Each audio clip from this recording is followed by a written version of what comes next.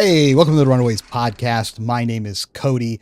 Today we're going to be talking about the calling, how to play in your sealed pool, how to play draft when you're obviously lucky enough to make day two, as well as later I will reveal the secret to what I use to practice sealed twice as fast as I think anyone else does. So you can cram that in your last day and a half so that you can make day two at the calling.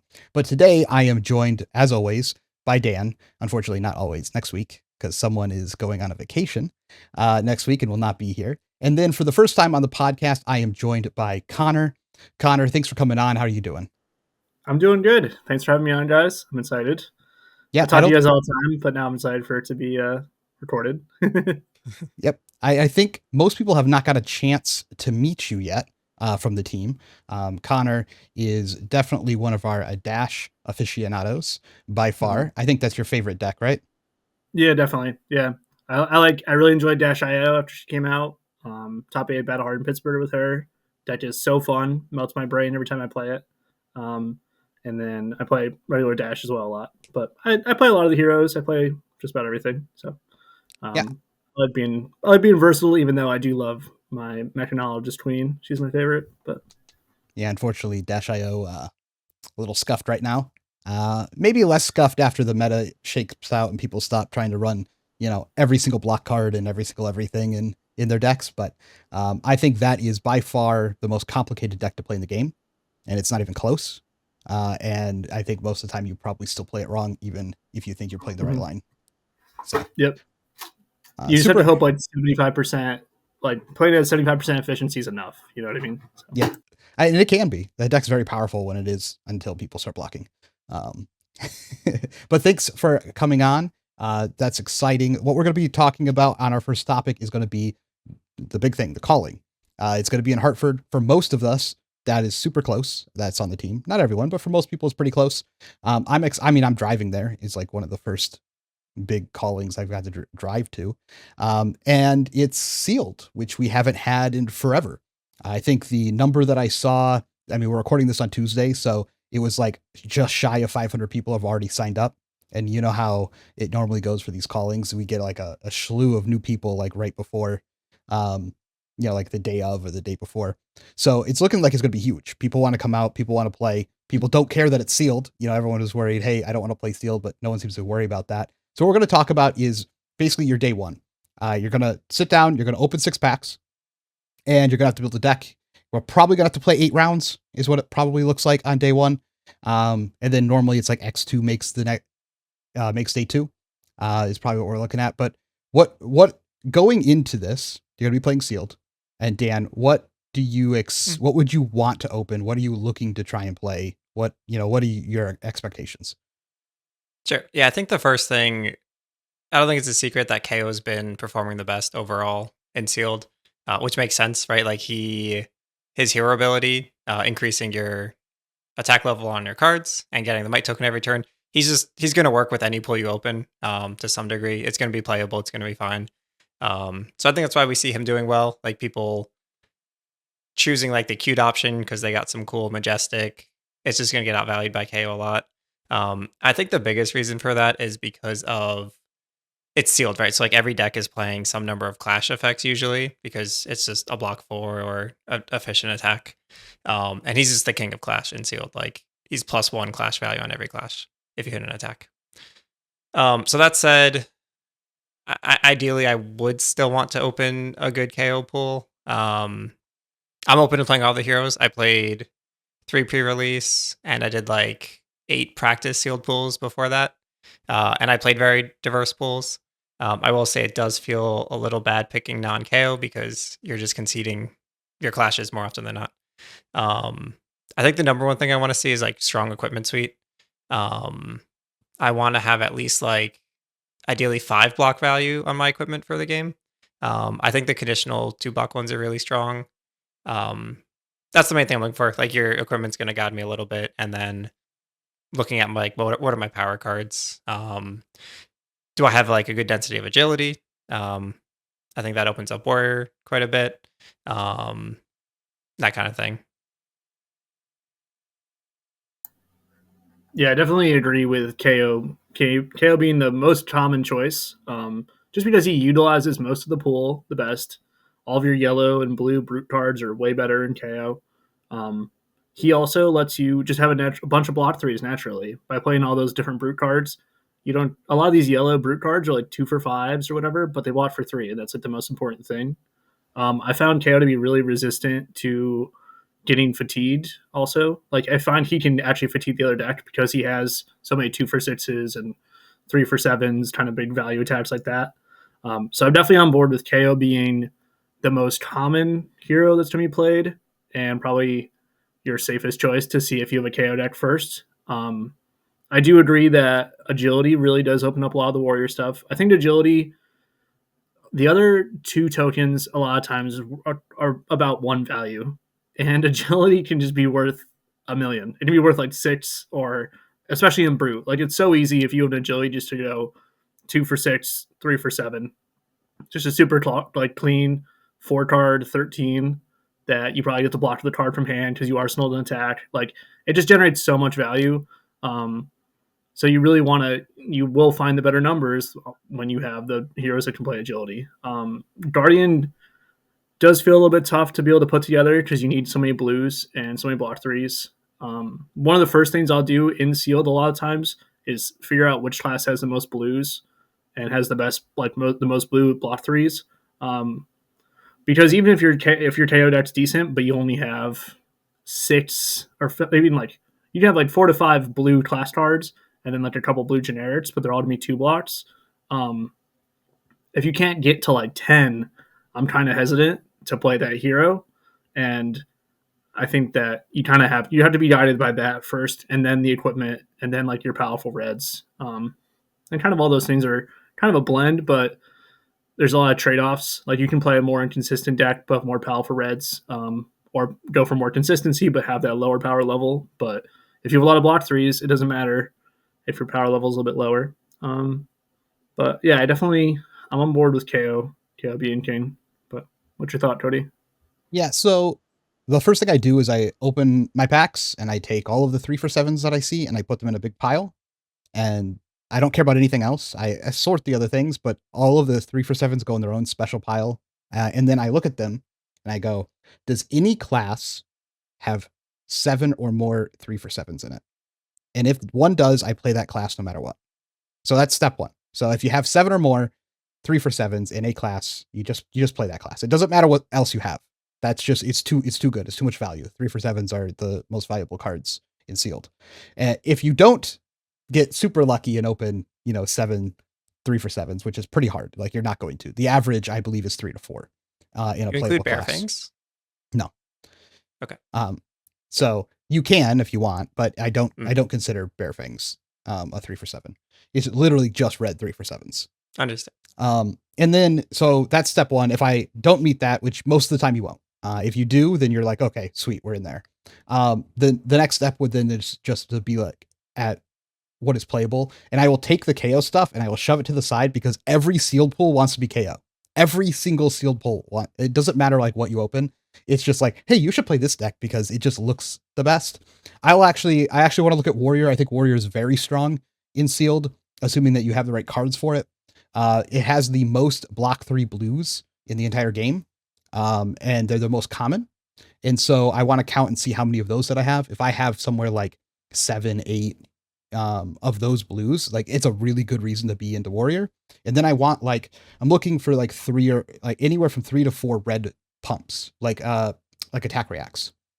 I'll play it at 3. Sometimes I'll play it at 2 if I have like 4 or 5 of the 1 for 3 action cards that wager. Those are acceptable, and then see how many agility you have. But like some combination of those is my next thing I'm looking at. I'll also take a look at Betsy. I think Betsy is underplayed a lot in sealed. You only need like 2 to 3 like red pumps, maybe a yellow and a blue. Like that's good enough. Like if I have 2 reds, like 1 or 2 yellows and 1 or 2 blues, like that's a good enough reason to look at Betsy. And then just look at how many 3 for 7s that you have in that class. Even if they're not wager, just 3 for 7s. You could even get away with the yellow ones, like the 3 for 6s. Because they all block 3, and if you're using it off the pump, you could block 2 cards and then block 2 cards again and play that card. And then also special specialization equipment is like a big deal. I actually think there is reasons to play Rhinar, and it's 2 red trade-ins. So if you see 2 red trade-ins, you should probably really look at Rhinar as like a viable deck, because trade-in, discard, intimidate, claw, attack is like game winning. And having 2 of those means that you can usually find a way to set that up in the first like 3 to 4 rounds of the game. And that's like the big power in playing Rhinar. I, for some reason, keep opening Rhinar helmets. Every seal pool, I've opened a Rhinar helmet and no trade-ins. And I went, well, I can't play this deck. But those are kind of like my approaches to that. Would I play Victor? Yeah, if I had like his helmet or his specialization, I might look at playing Victor. But that's about it. Am I going to play Olympia? Most of the time, no.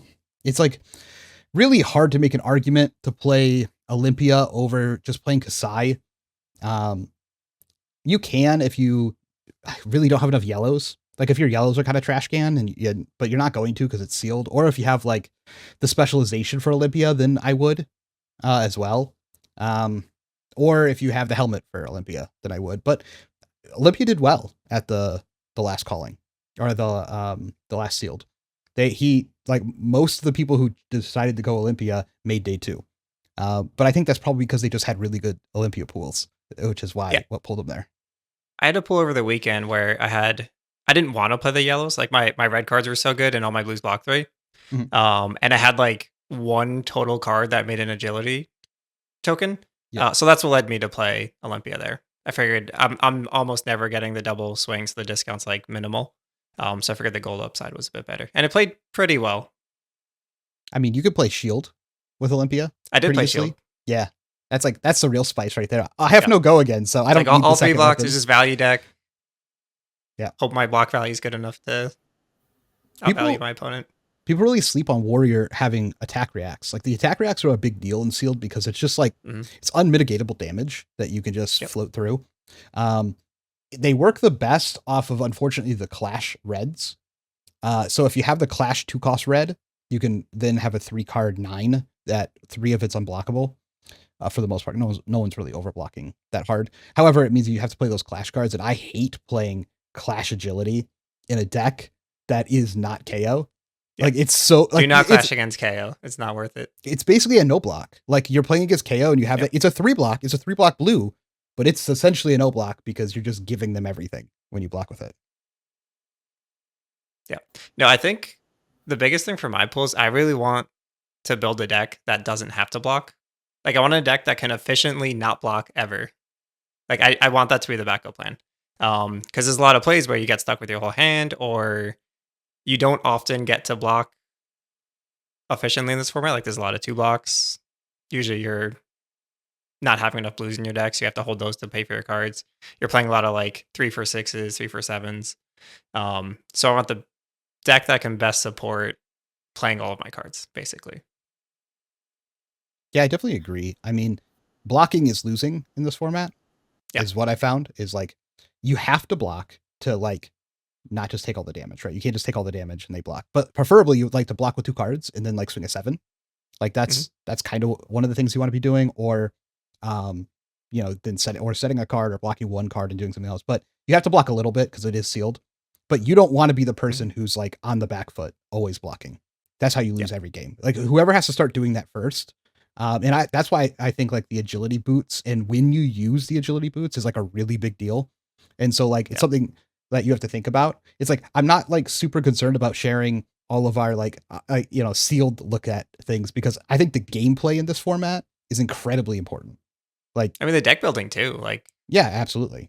The deck building is important, but just knowing what class you should be is one thing. But I think the gameplay in here, while simple, is like incredibly important.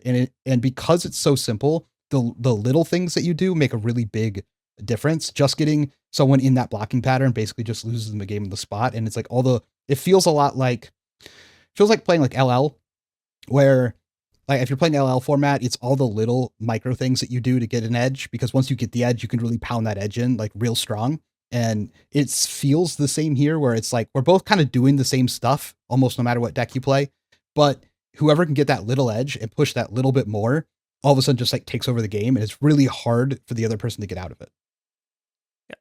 I also think there's so much variance in this format. Like it's just everywhere. Every action you take is like variance, variance, variance. So like being able to control that as much as possible, I think has huge benefit as well in the way that you play.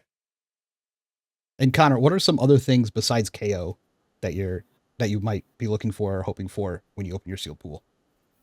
I definitely agree with what you're saying about wanting to stay on the front foot, and a lot of times it feels like the biggest the biggest enabler of that is agility to like keep those 4 card hands flowing for KO or for any of the warriors.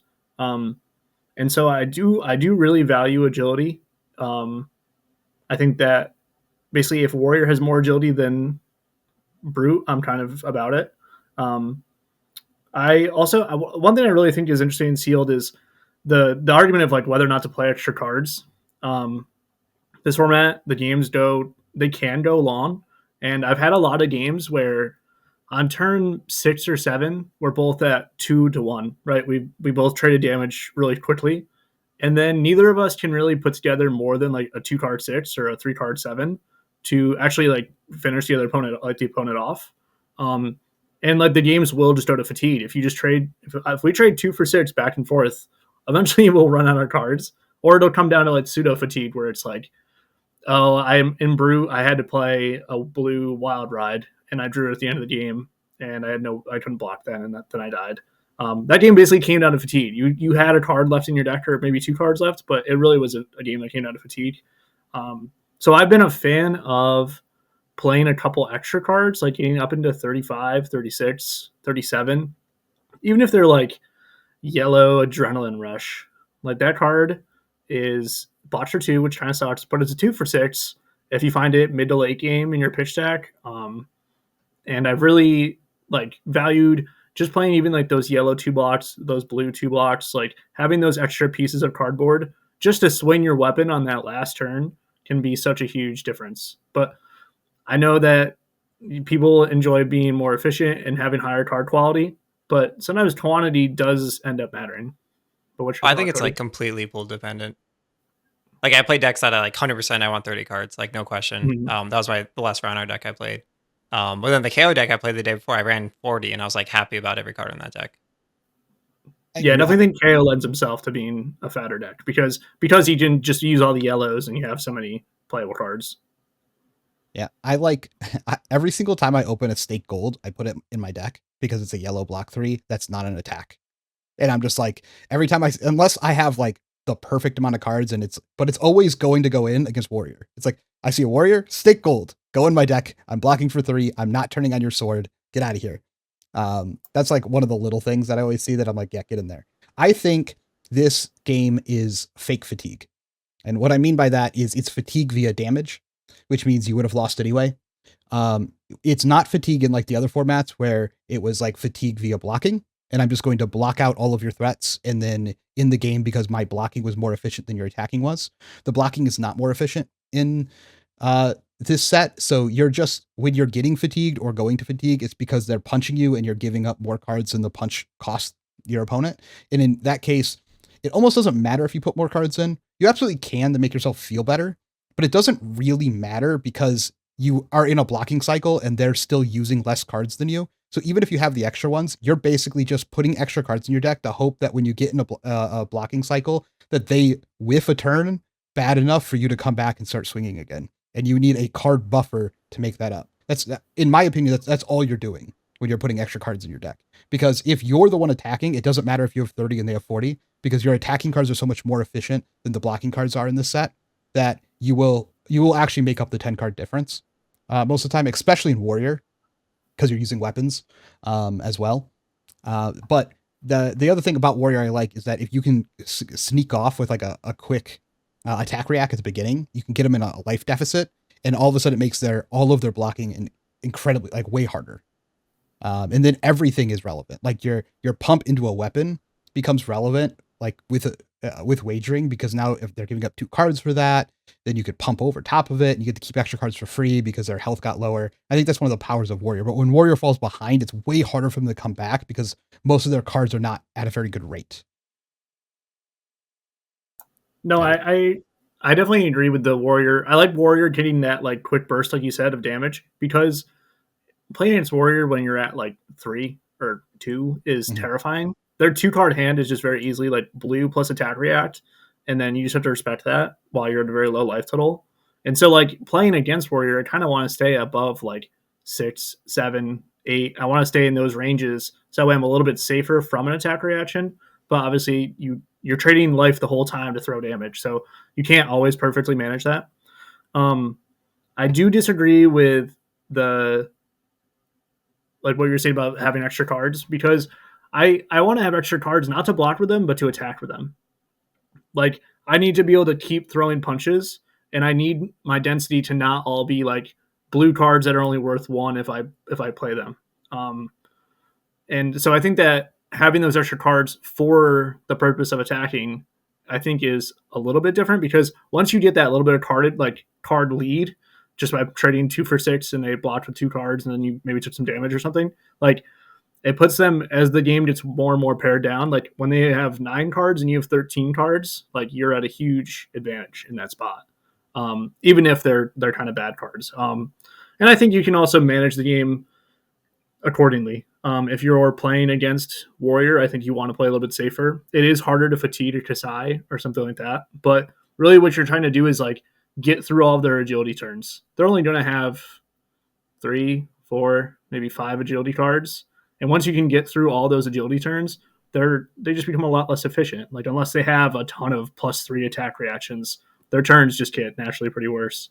And so you're trying to like in these long games, you're going to end up having to weather the storm because you can't chain together enough attacks and enough 4-card like big hands. Um, and I think that having those a couple extra cards can be important there. And I think in a Guardian, I'm interested in your opinion also into the Guardians, like if you want the extra cards, because I think it's interesting. I think in a Betsy, the extra cards don't matter as much because she has so much more inevitability. But against Victor, like I might play as many cards as I can get my hands on. I might make the argument that, I mean, if you have additional good attacks to put in your deck, then you just have a really good deck that should have more than 30 cards. But most of the time, when you're going past 30, what you're putting in are just like 2-block blues and like other garbage.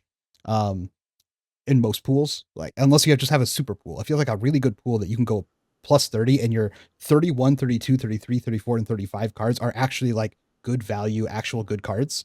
Then like, yeah, you just play 35 cards. Like, yeah, of course they're good cards. You can absolutely do that. But for most people, what happens is you get like 31, 32 actual cards you want to play. And then like your last 3 you're putting in are just like yellow 2 blocks and blue 2 blocks. And those aren't really making a big difference in a lot of the cases. You could actually make an argument that's doing the opposite. Instead of you being able to swing your big red attack every turn, you're diluting the deck into the point where you are less likely to draw good red every turn of the game. And if you had done that, you would have been able to take over like the initiative of the game, in which case it doesn't matter because you don't have to block. Your opponent's one blocking and fatiguing. So obviously it's deck dependent, right? In that case. Against Betsy, I'm just going to run 30 because you need to punch her in the mouth before she like sets up, because she can absolutely just be like she'd be like block 2 cards, set up, block 1 card, swing for 14, swing for like 11 to 14, like overpower. And you're just like, okay. And then the next one they go block 2 cards, set up. And they just like repeat this. And like, that is unbearable to play against. And you need your block cards that you have, even if you have 1 or 2, you need them in a smaller deck to like actually see them on those turns to be able to stuff them. I think Betsy's best position to beat the KOs, because of like what you're saying, like, unless you open block cards and like reinforce the line, you don't have reactions, right? So like you're probably only blocking 1 card on those big attack turns and some equipment. So like she's getting her wager and damage through and all that. But it's also like if she traps you with like extra cards because you don't have agility and you're just holding these like useless cards that don't have go again into the next turn, like it's so brutal. If you get caught like once, you're like so far behind already. So I think she's kind of if you have a good Betsy pool, I would consider it because I think she is well positioned to take on the KOs. Just cut the clash cards. Yeah, and against Victor's hard. I think you have to run some extra cards into Victor. You gotta assume, because you don't obviously get to see the equipment, you have to assume that they probably pulled like a Miller's or they pulled something good, right? They always have the Golden Sun. Yeah, they have to have a Golden Sun. Maybe they have the helmet. Maybe they're playing 2 hammers against you, right? Like they got to have some reason why they're playing, Victor, right? Or they have just like 3 test of strengths. They're just like, I'm trying to make this gold, right? I don't think that's a good reason though in this format. Like KO is way too popular to have that be like your reason to KO play can hero. have gold. Who cares if KO has a gold? Yeah, I guess the downside is you're blocking 4 and not drawing a card. That's not that bad. Yeah. That's my favorite one to open, because most of the time I just don't care if my opponent has a gold. Like obviously it can backfire, but it's not nearly as bad as Clash of Agility, or I hate Clash of Might too. I hate when I just give my opponent +1 damage. I'm just like, I think I just lost. Like I gave you an extra damage for blocking. This essentially blocked for 2, and it might have been a 2 block, but sometimes that +1 is even worse. Well, that's why the conditional 2 block equipment is so satisfying. It's like, oh, I lost this clash, but hey, guess what? Now I'm blocking 2 this turn. Yep. I mean, I will give my opponent, I only like them when I do have the like the might gloves, and you're like playing against someone who can't have might, and you're just like, well, it's a win-win for me. It's either +1 or I'm blocking for 1 is essentially how it works. That's a good thing to keep in mind, because like there's an argument for cutting that equipment because of the existence of down but not out, right? Mm-hmm. Like playing equipment that's never leaving the field is a detriment in case that card comes up. But if you have clash cards, that might give your opponent that token. I don't know. I'm not sure which decision's correct. I played down but not out in my last sealed pool, and I resolved it in every game because I started with no helmet. Yep. No, that card's gross. Yeah, I just played KO and I went, all these helmets suck. I'll go no helmet, and then I'll just try and resolve this like pretty quickly. And the games that it hit, I won. And the games that I resolved it and they blocked it, I lost. Yeah, the red one especially, it actually just like wins the game on its own. It's disgusting. Yeah, it's pretty close. It's not as bad as I thought it was. Like when you read it and you think about it, like it's like super busted. But after I had the red one and I played it in all 3 games, while it gave me like some level of advantage in the games that it hit on, it wasn't as much as you would really think it is. You would think it like just bust the whole game open, but the games were still super close, and I could have easily lost those games. It wasn't just like, hey, I resolved this, it hit, and I win the game on the spot, right? I think it can happen though. It 100% can happen. I had that happen. Did you? Against me, yeah. I think my brother did it to me. I might be mixing up games. Okay. So Connor, anything else on sealed before we move into day 2 that everyone is going to make, especially if you listen to this podcast, because you're getting all the secrets? One thing I do want to let people know who haven't thought about this: always submit both high risers in Guardian. I know you can't make agility, but your opponent might give you agility, and if you ever don't have a second hammer to swing, you will feel very, very sad.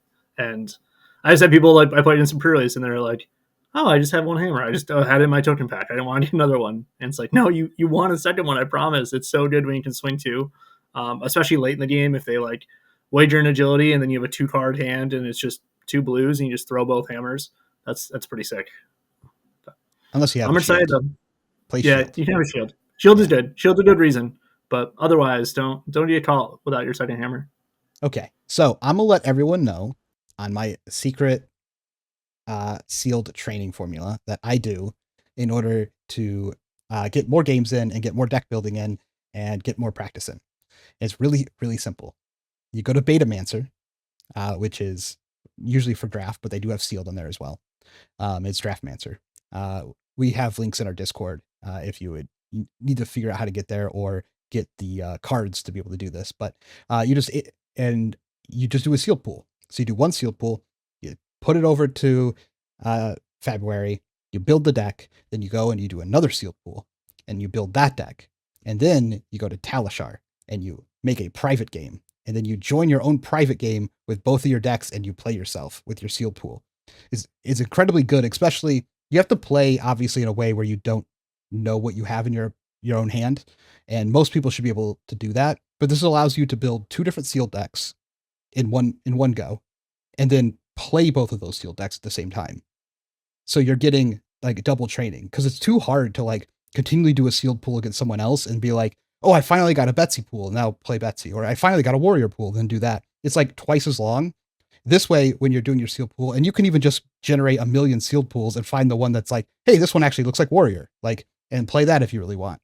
But you're getting the experience of building two different pools. You get to then test different things, and then you get to play against yourself. You get to see both sides of the matchup, and that'll like you don't have a lot of time. Most people are practicing for Pro Tour anyway, but that's how I do it personally to practice sealed, and you can do it by yourself. You don't need a whole team to do that.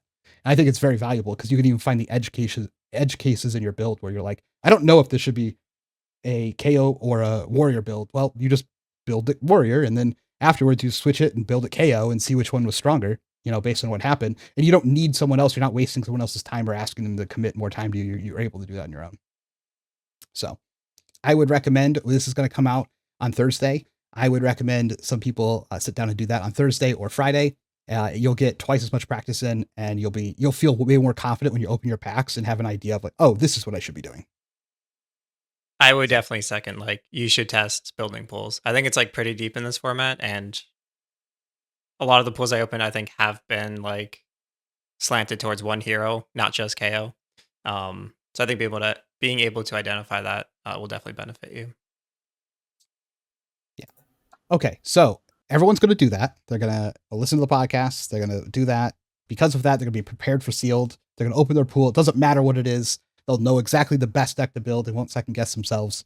And then they're going to X2 or X1 or go undefeated on day one. And then day two happens. And it looks like it's going to be 6 rounds of draft. So you'll do 2 different drafts due to the size. So what do we think about the draft format? What are we looking for? How do we think this functions? Are we happy with it? Dan, I know we've been doing a lot of drafts internally, but what are your initial thoughts on draft right now?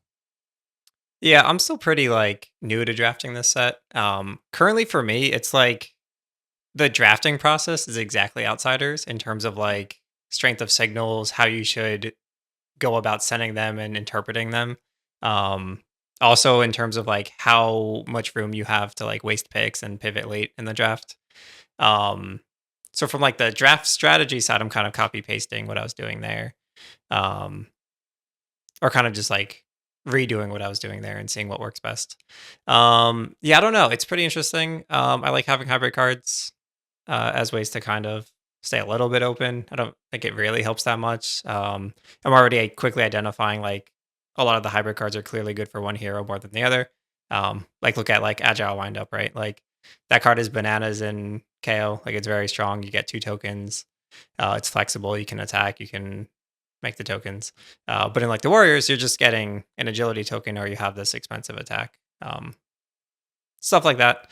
Yeah, I don't know. I need to play a little bit more. I didn't love the first few drafts I did of the format. But I'm not sure because I did really enjoy Sealed. I think it was kind of a mental shift for me. Like there's so much variance in this set and I found it frustrating at first. But I think adjusting like your mental to be like, no, this is part of the game. Like you need to hedge on these like percentage plays and have a plan if this hits or this misses, that kind of thing. So we'll see. I think it's a very dynamic format. I think the drafting process is the same as most Flesh and Blood sets where sometimes you're stuck in the wrong seat or like in the like you lean into one direction, one hero, and you're just kind of stuck there because if you move out, you have to play cracked baubles or you risk like getting super train wrecked later. So I think a lot of those concerns from past draft formats still apply here. But I'm not sure. I'm like 5 drafts in, so I'm hoping I'll enjoy it more later on. And Connor, I know you have been using our draft internally because I see you in my draft quite often. Either typically at night, I'll be like, let me do one more draft before bed, and then there's always a Connor that pops up in there as well. So what do you think initially of draft? Listen, if I see 5 in the queue, I can't turn it down. I'm in. I'm on board. No, I've been really enjoying drafts. I've done a bunch of them. I think I've drafted every hero a couple times now. Obviously, like I've drafted Kasai and KO the most, just because I think you end up in them a lot. They're kind of like flat, like signal, like red, really powerful cards are really, really good. Like I think all the red KO 3-for-7s are really nice ways to start your draft. You can start with like a Wage Might or a Wage Agility. Wage Agility might be the best like red common in the set. I think that's kind of reasonable. So I think you kind of end up down those paths a lot. And I think those heroes are really, really good, and you're excited to end up in them. For Olympia and Rhinar, I'm not exactly sure why you want to draft them outside of the specializations. The specializations are all really good. Um, the Rhinar hat is pretty good. A mini meat axe is also really good in Rhinar. With an agility token, being able to start, that's like the Ravenous meat axe, but for 3 or whatever. Being able to start your turn with a mini meat axe and swing with that, and then intimidate, and then have the rest of your turn is really, really, really powerful. So if I get those kind of like really powerful flag posts or like big signals that I want to be Rhinar, or basically just big payoffs for it, I will go into those kind of like Rhinar and Olympia. Up the ante's good. Obviously, the Olympia hat's very good. But I'm generally going to try to. You're going to stick to KO and Kasai more often, just because they're way more flexible, and it's just so much easier to find the cards that are good in them. And I think that this draft format's been really interesting because if you focus on the hybrid cards, you end up kind of leaving people downstream not sure what you're doing. If I take Wage Might and then Wage Agility and then something else, like someone downstream of me is going to see the Brute cards and be like, oh, Brute is open. People took hybrid cards over them. I'll take the Brute cards. Which can kind of leave it in a tough spot where you've definitely had it be, I'm kind of staying open. I'm kind of hanging out. Pick 4 or pick 5. I'm trying to decide what class I want to be. And then I decide, I get into it.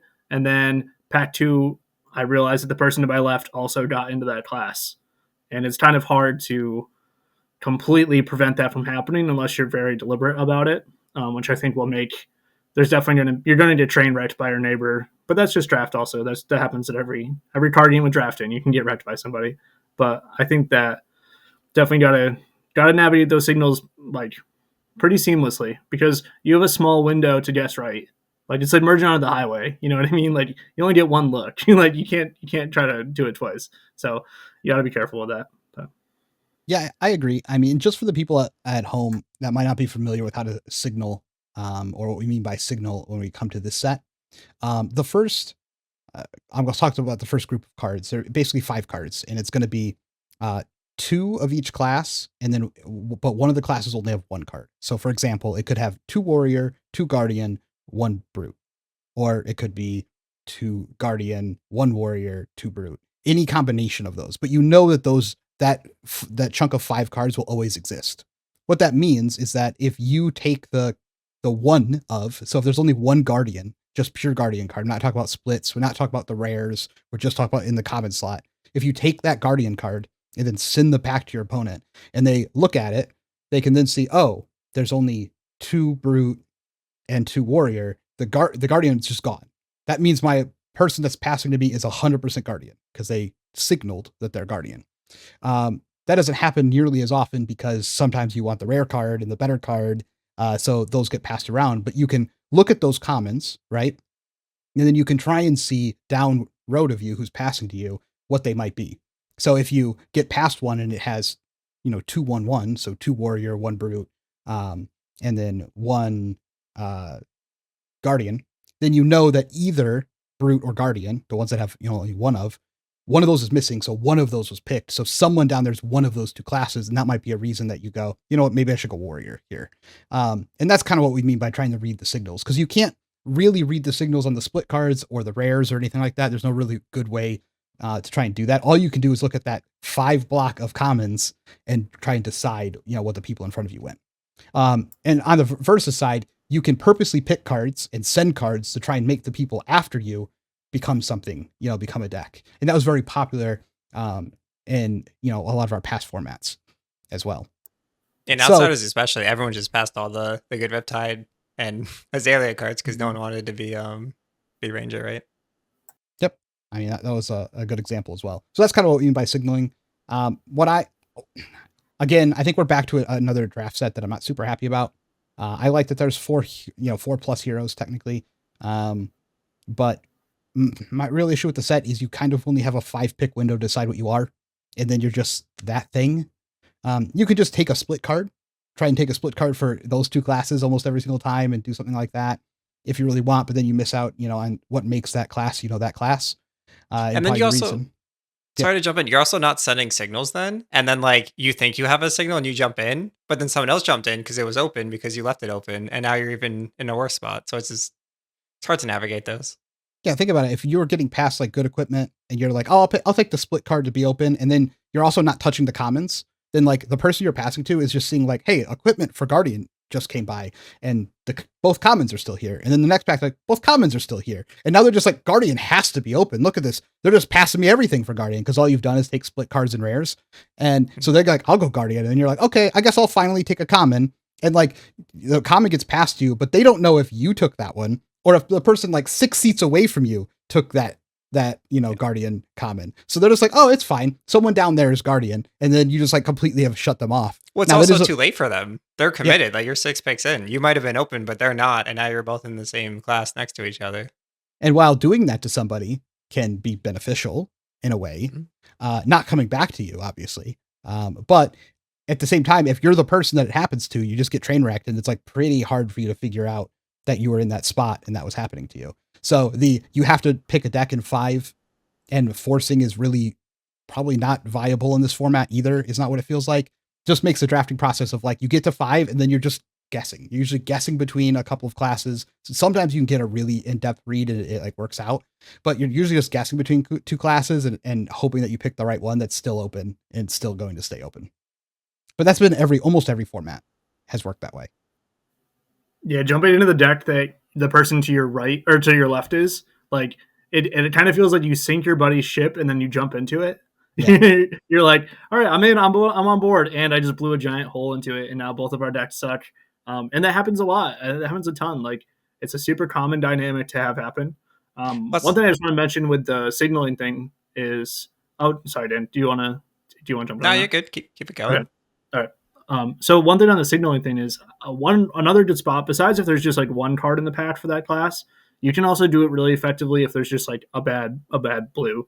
That happens a lot. Like if you see like, I don't know, blue Wild Ride and then a red Pound Town or something, taking that red Pound Town's great because now no one's going to be interested in that specifically brute card for a while. And it lets you kind of keep cutting it if you keep finding that opportunity to leave just like one kind of crappy card of that class. Yeah, that's a good point. I was just going to add the impact of our draft concerns, these issues that happen. That's why you see so many pros and people at these majors like dreading draft. Like you go 7-0 in Swiss or 4-0 in Swiss, and it's like, I got to survive. I don't know what's going to happen in this draft. I might get train wrecked. I might 0-3 before I even start playing. Yeah, I mean, that's why I really liked Bright Lights. Like I'm so sad I didn't get to compete in any Bright Lights games or formats. I really like Bright Lights. It was okay. So the randomness aspect of it, when you're actually playing the game, is pretty high. So that was not great feeling, but actually drafting the set felt like I had so much control over the set. And now, to be fair, I might feel I get more control after I have more drafts and we've had more time to go through it. This is just initial impressions. However, I felt like I had so much control. I could easily pick my lane. I could play what I wanted to play. It showed up, at Worlds. I was able to do really well in draft. And so like I just felt like I had a lot of control over how that functioned. I don't feel that currently. I feel like how I did in Monarch, where I just get to a point where I have 2 classes and I go, I hope this one, and I hope the equipment comes around for it. And like, that was just kind of how you felt. You're like, am I going to go, I'm seeing everything open. I just pick one of them and go with it. And unfortunately, like Nationals, I picked chain because it looked super open, and it was. I was like the only chain in the pod. It just didn't matter because there were no chain equipment in the entire pool. There were 4 hooves that came around in my pod, 0 chain equipment. And I was the only one. It was just like, but the deck was trash because of that reason. It's like, if I had just picked Levia, I would have gotten hooves. I could have got 2 hooves if I wanted, and I would have been in such a better position. But it was like, you got that one moment, make a choice, and that's all you got. That's a good note there, Cody. I like that none of the decks in this set are dependent on their equipment. Like that was a huge thing in Monarch. Like you needed your class equipment to be like a playable deck in that format. So I think it's great that these equipment are mostly just blocking. Obviously the rare specializations are like pretty absurd. I'm wondering if that's going to be an issue as we draft more, but we'll see. I like that about the format. But not getting equipment is definitely a problem. Like you can overcome it, but like you definitely want to block with armor. Like it's super. Oh yeah, but you'll get it in the set. Like 80% is generic, right? Like if you're not getting it, it's your fault. Yep, I can agree with that. But so far, it just feels like another fab draft set. That I'm a little. I wish we could get away from that. And Bright Lights really did a good job. Obviously, every set can't be a mono set. I understand that. I don't think this is a bad draft format by any means. We've definitely had worse draft formats, in my opinion, than this one. And this one still has a lot of exploring to do, so it could get a lot better over time. It's just like going from Bright Lights, going to this one, and being like, we're back in the pick 5. Okay, what class am I? Like type of decision is just not. It's not fun. Yeah, I do think that said they knocked it out of the park with sealed. Yeah, I don't know at the like calling level. I'm curious to hear how all that goes. But like for previous, it's like perfect. Like there's so much like dice rolling, a lot of fun mechanics, and it's like pretty back and forth. I think most pools are relatively balanced. So I think they did a good job with sealed. I agree. I do think the one saving grace is the games are really fun and complicated. I found like Monarch to the similar kind of draft like feel of the draft, but the games were a little bit simpler.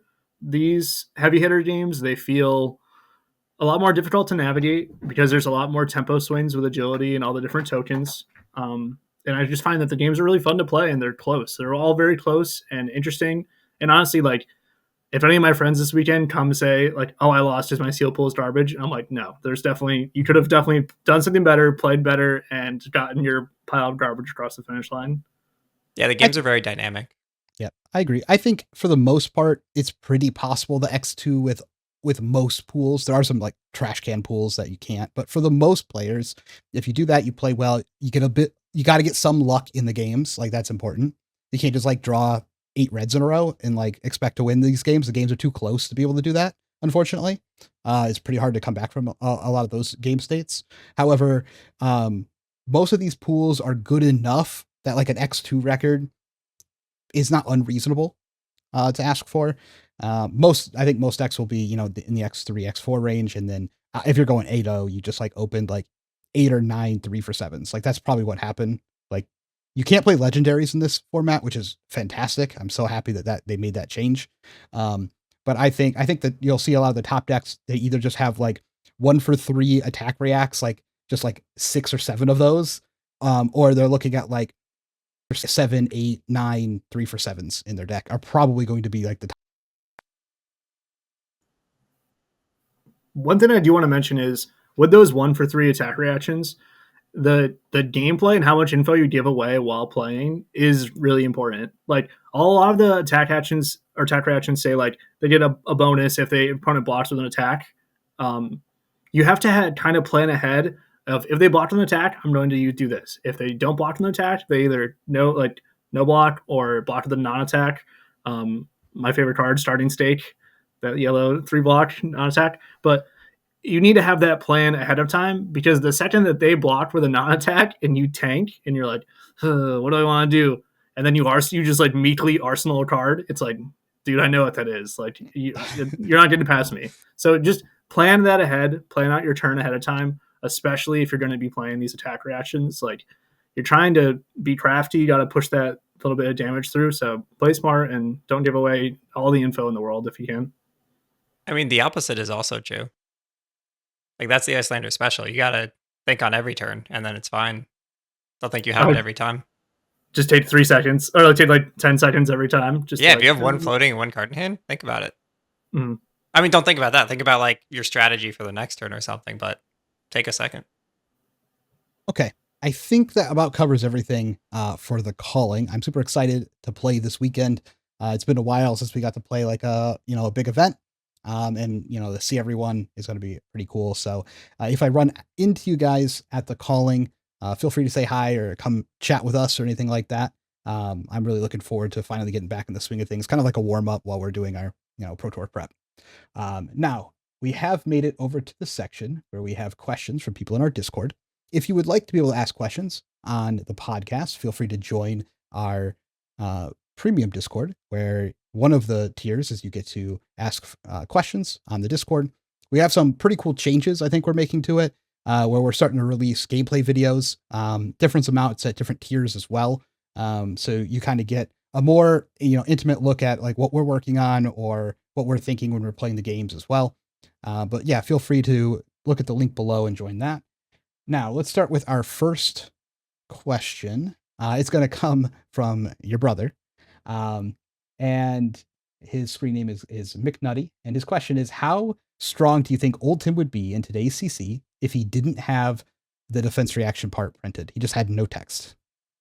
How strong do you think Old Tim would be with no ability? He still is ice and earth, but he doesn't have the ability. He would be the best deck. It's not close. Like any ice hero in this format that doesn't have like a detrimental hero ability is the best deck until, I don't know, ice cards go away or we get something even more powerful or some kind of way to, I don't know, get through ice, like extra resources, like Belittle. I don't know. He might be a little too vanilla, I think. I do understand ice is busted. Ice is like the only thing that actively eats away at your opponent's like resources and everything they're doing. And if you ever win one of those fights, they just don't get to do anything. Their turn goes from 7 or something to literal 0, and that's like the best possible thing you can try to set up. But we don't have winner's whale, right? In this situation. Yeah, we do. Why not? Why not? We do? Okay. Well, if we have winner's whale, yeah, that card's insane. We have like Stalagmite. And you have Crown? Like... Oh. All right, never mind. It's busted. I'm on board. And he now has 2 block boots now that he gets to play? Yeah. And now every deck build has to change because you can't be like Redline Kasai or Redline Dromai. Like you need blues again, and nobody wants that.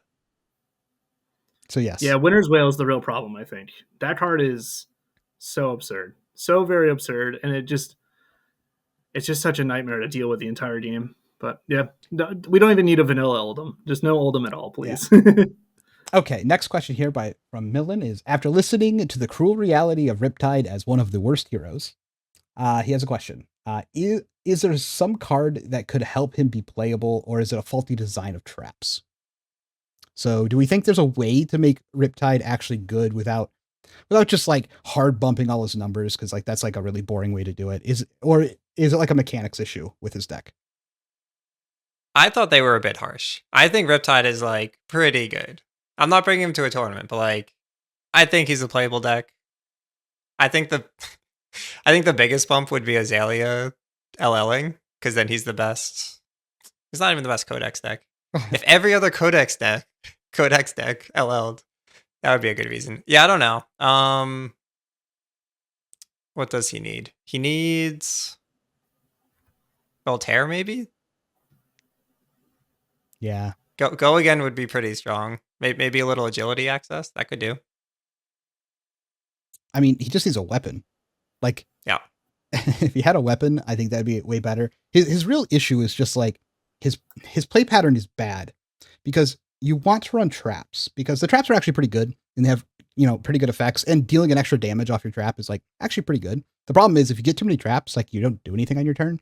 So even if you don't get too many, let's say like you actually are playing traps and you get like 1 trap or 2 traps a hand, that means your like expected damage output is significantly lower because one of these is always going to be on blocking.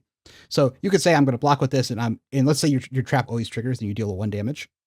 That's like, oh, that's pretty good. I got like 4 out of this. But you're on your attacking side, because everything has to come through your arsenal in order to be played. You're limited on the amount of actual attacks that you can do in a turn. And so you usually just get like 1 attack after that. So the best play from him is to just send like a 4 or a 5 or sometimes a 6. But that's all he's sending. Like his chances of sending higher that don't work if you're trying to play the trap side. Now, on the other hand, you could just play all pumps. But if you're going to play all pumps, why don't you just play Azalea? Because Azalea just does that way better.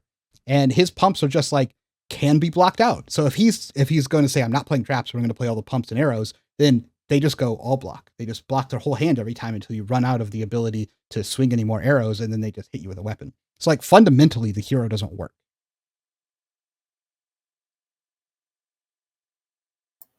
You can't slander our guy like that, dude. Riptides, he's a nice gentleman. He's so handsome, and you're just besmirching him so hard. I do think the weapon is definitely the key. Like if he had kind of like that Voltaire easy access to go again, and like also a weapon that could load if you had something in your arsenal. Death Dealer doesn't let you load, so then you can't really try to do like New Horizon stuff where you can actually get ahead on cards. He definitely needs like that kind of Voltaire, that kind of just like go again bow that works with New Horizons basically. But some of his trap cards are really good. Collapsing Trap is a really messed up card, and if you play a long game, you have to cast it at least once. So if you make it good, it's worthwhile. But it's basically like a Stowling flesh bag. That's kind of what it feels like to me. I mean, I will say during the Lexi meta, there was like a run where Riptide wasn't actually that bad. He was significantly better than he is now because he actually had an okay matchup into some of the aggro decks that were trying to race Lexi, and then also Lexi herself.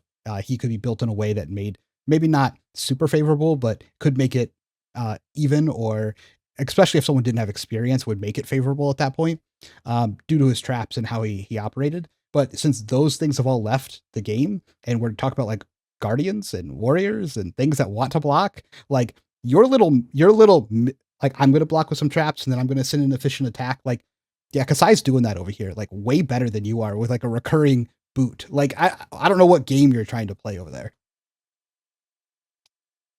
That's the issue. Yeah, lack of equipment definitely hurts too. Yeah, he should really have Unless it's like Riptide specialization, you're just going to play Azalea with like armor block. That sounds terrifying. Yeah. So unfortunately, cannot be resolved. But maybe someday. But I fundamentally just think the hero has a problem. And that's okay. Except it should have 40 health. I don't know why it doesn't have 40 health. I can't figure it out.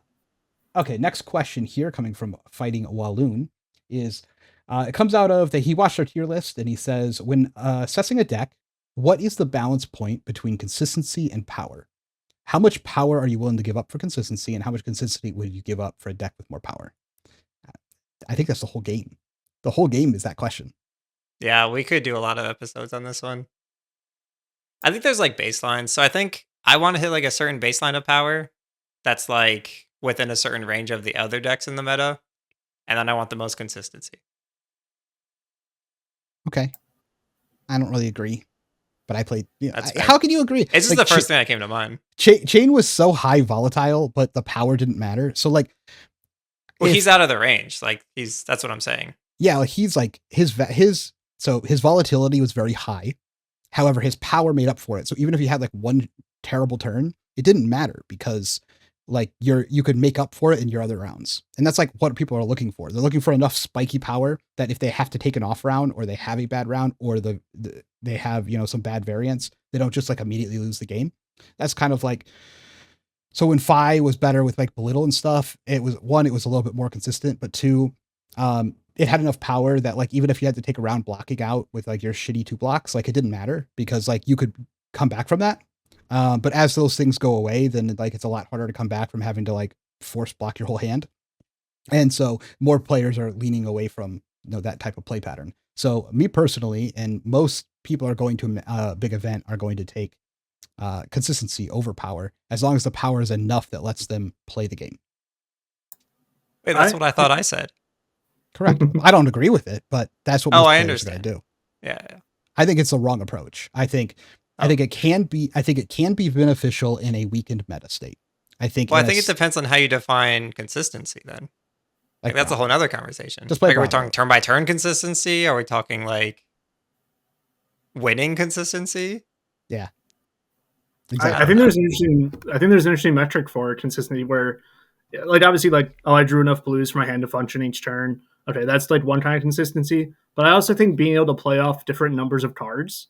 So like having good 4-card hands, good 3-card hands, good 2-card hands, good 1-card hands, put you in a spot where no matter what size threat your opponent's throwing at you that's very disruptive, you'd have like modularity to put your cards together in a way that makes the most sense math-wise. Shout out to Dash. That's what she's really good at. But I think that is an interesting way to gauge consistency also.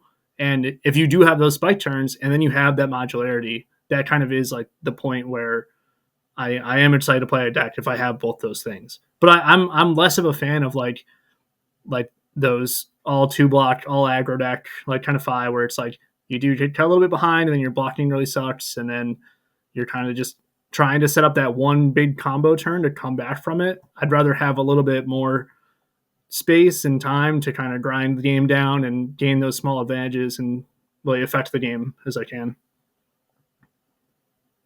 But I think that's why we're seeing a lot of people gravitate towards Kasai, because Kasai is a very consistent deck, but it's like top range of like actual damage can be pretty high because of their specializations.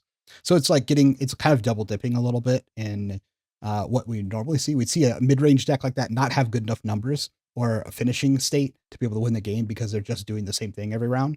But that deck is mostly doing the same thing every round with little like dips and valleys, and then like specialization cards on the opposites that like actually let you finish the game or take over the game. And I think that's like a pretty big deal. I think that's why Kasai's been very popular. And, she's relatively simple to play. She does have some, concepts, but once the deck is built, almost everyone's going to have like the same 50 cards in the deck because that's just kind of how that deck works. I think Bravo's like the opposite. I think Bravo might have too much power for his consistency. His base level of what he does every round is very high. However, his power turns are just like broken, like Crippling Crush and things like that. So, a little bit of an issue there. That's why, as everything's gotten powered down, he's still one of the last old heroes that is still floating around. And a lot of people are like, hey, I'll take this consistency with this power. You want ultimate consistency, just play Great Axe Story. That is the most consistent deck you'll ever play. It does one thing, it swings the Great Axe, and then the rest of the stuff blocks. So, there's different levels of power to go there. But that could be a whole episode on itself, breaking down every deck and what it would be into. So, very good question. I think historically the consistent deck has been the deck that wins the big events, right? Well, yeah. Like almost every time. Like the blue-based decks perform better because you operate off of 1 blue, 2 blue, 3 blue. We might be moving in a slightly different out of that though, because all the decks are becoming more consistent and less powerful. So that's like we saw Phi win Worlds, for example. It might just be like the opposite, where the spiky decks, if 50 people bring it, someone's going to be spiky in most of their games, right? Like that's just kind of how the math works on spiky aggro decks. Could be. That's like when you saw Briar in top 8 when Briar was around and they were playing Channel Mount Heroic, you're just like, no, I don't want to play the Briar because I know this Briar's drawn Channel Mount Heroic in the first 3 rounds of every single game that they played at this entire tournament. And so you're like, those are the Briar people at the top. So it didn't matter how many Briars were brought for the most part, as long as like it was a decent number. You knew there was going to be like 2 Briars at the top 8, and they were all the people who saw their Channel Mount every single game in the first 3 hands. It's kind of funny how that works. Okay. Last question here is from Billy P. And it says, for heavy hitters sealed, how do you weigh different metrics when picking a class? We did talk about this a little bit, but I'll still read the question. It says, number of 3/7s, number of 3 blocks, good equipment. Is the extra 3/7s, worth more than extra 3 blocks, etc. And then he talks about draft as well, asking how quick you have to decide. And I will say we answered that one as well. You have to decide in 5, like for the first 5-ish turns, I think is where you really want to be. It's kind of been the same for everything else.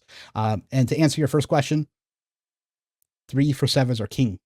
More 3/7s over everything. I will give up my 3 blocks for more 3/7s. Please, just can I trade you 3 blocks for 3/7s? I like your earlier quote. Losing or blocking is losing in this format. Yeah, I agree. Okay, well, I think we should probably get going. I need to play with myself and sealed, so I will see you guys later. Rid of the 7 here, but, envelope. What we could do here is go ahead darkness. and play the envelope. All 3 pitches of envelope and darkness.